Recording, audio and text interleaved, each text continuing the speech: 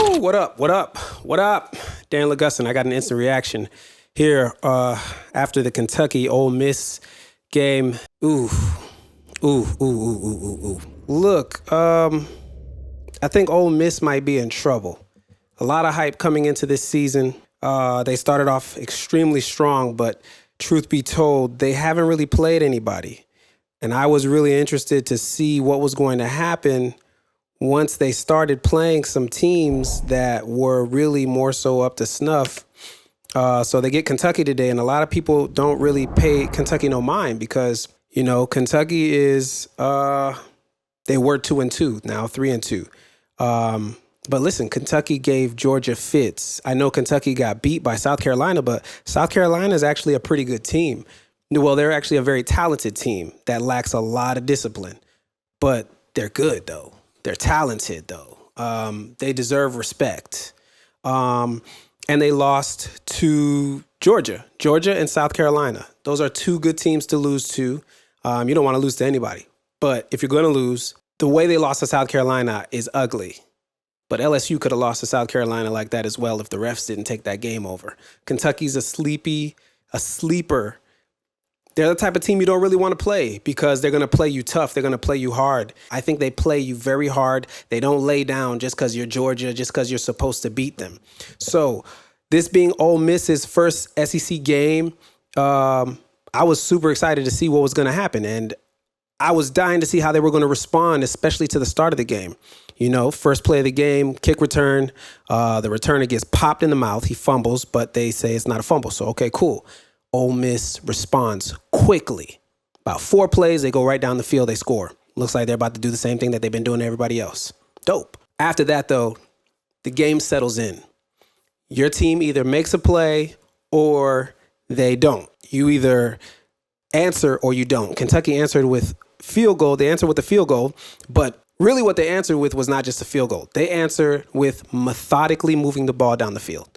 Because you're able to do that, you're able to slow down the other team's momentum. As Ole Miss has been playing everybody else, they've been able to do whatever they want. They've been able to dictate the flow of the game. They've been able to dictate what they do on offense. They've been putting up like 600 yards of offense up against everybody else. They've basically just been at practice versus everybody else that they've been playing. But now they're going up against another SEC team, a team that has already lost a couple games, and they can't afford to lose another one. So they show up like, listen, we not playing that with y'all. We not so-and-so from this other conference. We're not Old Dominion. We're not blase. No, we're Kentucky. We're the Kentucky Wildcats. We're in this conference too. And you're going to have to really beat us. You're going to really have to show up if you want to be an SEC champion. This can go bad for Ole Miss because they got some tough games coming up. They don't have the toughest schedule in the SEC by far, but they got some games where if they do what they just did today, it's either going to be a shootout or they might find themselves getting blown out. Now, you know, I like Jaxson Dart. Got a nice arm on him. But I feel like with Jaxson now, if you can't keep him upright, I've seen him make plays. I've seen him get out of the pocket. I've seen him go down the field. But there's one thing I saw in him today where I feel like this is where Kentucky won the game. I think Kentucky won the game with these 2 aspects. One, they got pressure on Jaxson Dart. Sacked him 4 times. Okay? I think they got a sack in every quarter to slow down important drives. So there's that. But also Kentucky won with the time of possession. They did a really great job making Jaxson Dart uncomfortable. And against everybody else he's been able to play, he's been back there in practice, just throwing the ball. He's been very comfortable. Nobody is really challenging the Ole Miss Rebels. Nobody has been giving them anything to really worry about. I noticed that they're ranked 69th in pass defense before this game, and they haven't been playing against anybody. So if you're not really stopping people on defense per se, people have been able to throw the ball on you. I mean, they've been giving up about 200 or so, 205 yards a game, but that means there's a weakness there. You're ranked 69th, but you're going up against nobodies. And you're ranked 69th. You're in the middle of the pack in all of college football on defense when it comes to stopping the pass. So there's a clear-cut weakness there. So when Ole Miss goes up against LSU, who loves to throw the ball, when they go up against South Carolina, who loves to throw the ball, when they go up against Georgia, what then? What then? This season can go left for them quickly. This is not the type of game you can afford to lose. I know we're in the playoff system, but because they just lost to Kentucky, one, I think this makes Kentucky a much more appealing team. I think it makes the Georgia-Kentucky game much more of a game that needs to be paid attention to as far as the level of difficulty that Kentucky actually brings to the table. But also, Ole Miss loses a couple of those games that I just mentioned, they're done. There is no playoff. There's no SEC championship. There's no playoff, period and point blank. Now, when Kentucky blitzed, one thing I noticed about Jaxson Dart is his eyes are starting to notice the blitz. He's taking his eyes off the field and he's looking at the rush, where they need to be, even though the rush is coming. Being able to throw and deliver a great pass while simultaneously avoiding the rush, sometimes by turning your shoulders immediately after you throw the ball, or just eating the hit, or getting away from pressure and then making a pass. But his eyes were things. One, it means that the pressure just completely rattled him, completely threw him off his game. So off the rip, I think the coaches didn't really prep him for any pressure. They're probably just in practice, just 7-on-7s, just having fun. Jaxson wasn't prepped for that. That's one. Two, it wasn't a part of the game plan. Ole Miss loves to throw the ball down the field. They love the deep play. They love the deep pass. They want to score a bunch of points. But where's the check down? Where was the check down? One, why wasn't Jaxson just ready to throw it to the check down? Because if he's ready to throw it to the check down, there was one play in particular in this game where it took him a little while. He was scrambling, and then, he just found the check down. But he was there, so that was meant to be there. But it seems like a majority of the plays I'm watching, people are just going down the field. They're 10 yards down the field. They're waiting for plays to progress. So Ole Miss had this expectation that they were just going to have time to throw the ball all day. Kentucky didn't allow that. They didn't allow that, and they played great in the secondary as well. A couple great plays by Trey Harris, but that's to be expected. You give that up sometimes as long as you're able to stop the drive, slow down the drive. But I find that to be troubling, to see Jaxson Dart struggle like that. In a game like this, I need to see Jaxson Dart. He didn't throw any interceptions, so he didn't necessarily lose you the game, but he had a couple moments where, that big fumble at the end of the game that was, taken away because, with the Bears, I saw it on Hard Knocks with Caleb Williams and the Bears. They were prepping him to be able to have that as a part of his game. Some of these football players don't play baseball, so they don't necessarily know how to slide automatically too. You can tell by how they slide. That needs to be a part of practice. 10-minute segment every single day. Rush, rush, rush. Get out of the pocket. Boom, slide here. Have somebody approach the quarterback like they're getting ready to sack him and just make it a part of his skill set. Because when Jaxson Dart decided to take on a defender, first of all, bro, that's not your game, bro. That's not you. You're not about to run nobody over. That's not what you do. And now all of a sudden somebody just touches him and he fumbles.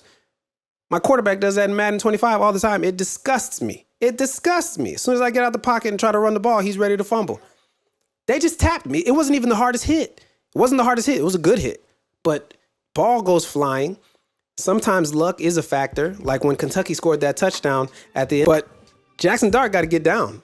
He could have really hurt Ole Miss on that play. Now, they ended up losing the game because they couldn't really get it into overtime. But that fumble was a sign of, in my opinion, where he is as a Heisman candidate. When I watched Cam Ward last night, he made that fumble in the first quarter, but at the end of the game, he didn't make a play to hurt the Hurricanes. He made that play to win the game, right? So one thing I love about Kentucky, this team goes blow for blow. Blow for blow. Kentucky seems to be playing chess. Ole Miss is playing checkers. Ole Miss wants to get that big king me. They want to we king me. Scored here, scored there. Kentucky is playing chess. They're going bit by bit down the field, play for play, inch for inch. They do not care how it looks per se. They just want to win. They want to win. Total yards today, Kentucky 334, Ole Miss 353. Kentucky with 243 pass yards. So they push the average that Ole Miss was allowing by about 40 yards. And they were running the ball 91 yards on the ground, but Kentucky averaged 4.5 yards a play. 2 plays, you're in first down territory. So Kentucky, 23 first downs. Ultimately, here's the win. Here's the big win. I mentioned it before. Kentucky they won the time of possession battle by far. 39 minutes to Ole Miss's 20 minutes. 39 minutes. Dog. That's crazy. That's 67%.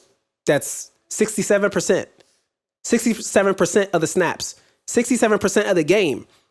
They basically averaged 40 minutes with the ball.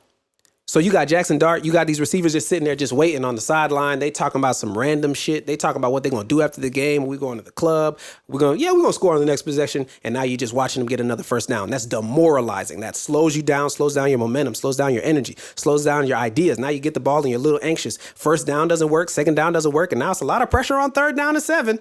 Didn't get third down and 7. Now you go back to the sideline even more frustrated. Just a little bit more just anxious now to get the ball back, but you don't get the ball back for another 8 minutes. That hurts. Slows you down. Football is a game of inches. Sometimes it's a game of time and possession. Sometimes it's a game of time and possession. Nope. Y'all thought we was coming off the field. Another first down. Keep it rolling. Oh, y'all thought we was getting off the field. Another first down. Keep it rolling. In Kentucky, they play chess. So they'll take the 3 points.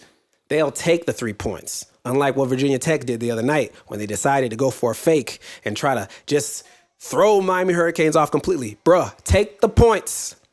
Take the points. When is it time to do a fake? It's a gamble.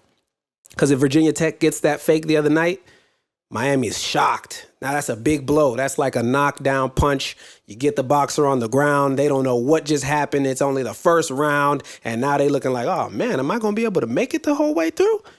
So I get going for fakes. I get it. But when you the underdog, bruh, take the points, bruh.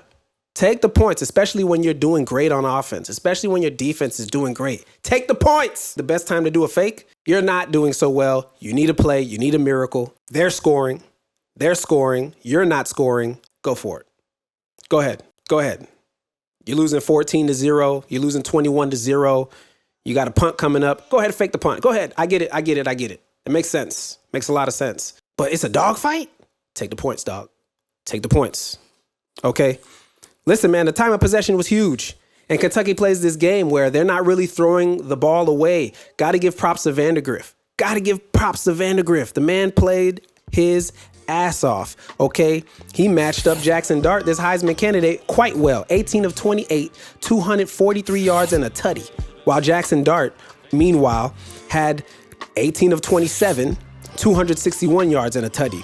Looks pretty similar to me. Looks too similar to me. But Ole Miss wins with their offense. In college football, you got to be able to put up points. It ain't really that many defenses can just shut people out. So you got to put up points. You got to put up at least 5 tutties a game in college football. Period and point blank. And Ole Miss is the kind of team that can do that. But it's hard to do that when the other team keeps moving the ball down the field. The corners for Ole Miss, there's a weakness there.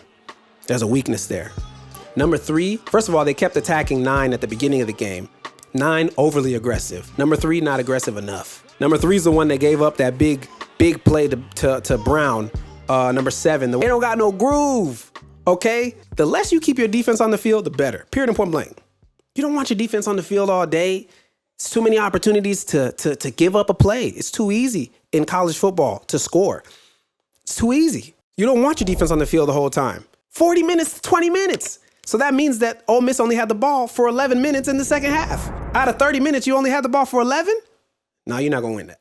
You're not going to win that. About to wrap up. Listen, this right here can go left for Ole Miss so quickly. Ole Miss got South Carolina coming up. That game is next week. And then after that, they got LSU. And then after that, they got Oklahoma. Oklahoma, that might be a loss. Especially if you can beat Ole Miss by slowing them down a little bit, getting pressure, and only really having to put up about a good 21, 28 points. Ooh, Oklahoma, that might be a loss. LSU, I think I see LSU beating Ole Miss. This can get ugly quickly, man. It can get ugly so quickly, man. Oh, my goodness. Then they got Arkansas. A lot of people aren't talking about Arkansas just because they lost that first game to Oklahoma State. Ole Miss is in trouble. They're in trouble. At least I can say that they're in for quite a few more dog fights. Good game. Really glad to see Kentucky get this dub. But great game. I'm going to cut this off so I can get over here and get to this Colorado game. If you got to this part of the video, I appreciate you. Would appreciate you even more if you decide to subscribe. Peace.